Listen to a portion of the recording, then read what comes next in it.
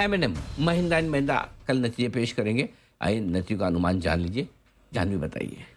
Sir numbers थोड़े मिले जुले फ्रंट पे आते हुए देख सकते हैं, क्योंकि मार्जिन्स पर एक है जो है प्रेशर रहने का अनुमान यहाँ पर लगाया जा रहा है। रेवेन्यू की ग्रोथ की बात करें तो यहाँ पर 22% की रेवेन्यू ग्रोथ का अनुमान है। वॉल्यूम ग्रोथ अच्छी रही थी इस तिमाही में, जिसके चलते रेवेन्यू ग्रोथ अच्छी यहाँ पर आती हुई दिख रही है।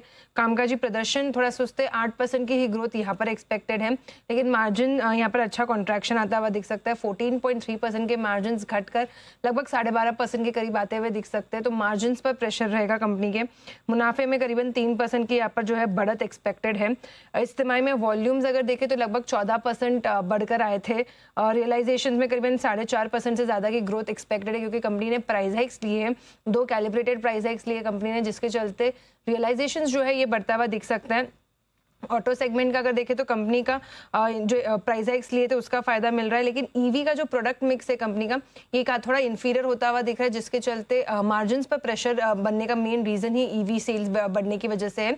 ओवरऑल आगे के लिए डिमांड, और अभी जो खबर आई है कि SML महिंद्रा में डीमर्जर कर अपना जो स्लम सेल करेगी कंपनी ट्रक बिजनेस को, तो उसको लेके क्या कंपनी के आगे ग्रोथ प्लान्स है, उसके बाद कंपनी के फाइनेंशियल्स कैसे लगेंगे, उसके ऊपर जो कमेंट्री रहेगी वहां पर जो है नजर रखनी होगी। ओके चलिए, M&M फिलहाल ये व्यू बन रहा है अभी नतीजों से पहले, लेकिन कल इनके नंबर्स इंपॉर्टेंट होने वाले हैं। फिलहाल तो स्टॉक हम देख रहे हैं दिन के निचले स्तर के करीब है। एक बार जरा मंगला जी की राय ले लेते हैं। मंगला जी, नंबर्स तो वैसे कल आने हैं इसके, लेकिन क्या खरीदारी का कोई मौका चार्ट्स पे आपको दिखाई दे रहा है इस समय? नेहा जी, पिछले कुछ दिनों में स्टॉक के अंदर एक बढ़िया चाल बनी थी, बढ़िया मोमेंटम बना था, बट आज जिस तरह से ऊपर थोड़ी सी रिजेक्शन पेश की 3300 3320 के आसपास में, मुझे लगता है कि अभी फ्रेश खरीदारी तो नहीं करनी है, थोड़ा इंतजार करना है।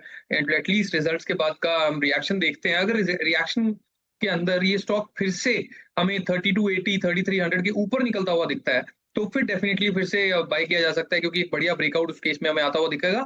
या फिर नेहा जी, नीचे में 3150 एक बढ़िया सपोर्ट है, उन लेवल्स के आसपास अगर किसी डिप में मिलता है रिजल्ट के बाद, तो फिर डेफिनेटली फिर से एक्यूमुलेट करना शुरू कर सकते हैं। ठीक है, चलिए नतीजों से पहले फिलहाल तो ये रहा M&M में बढ़ रही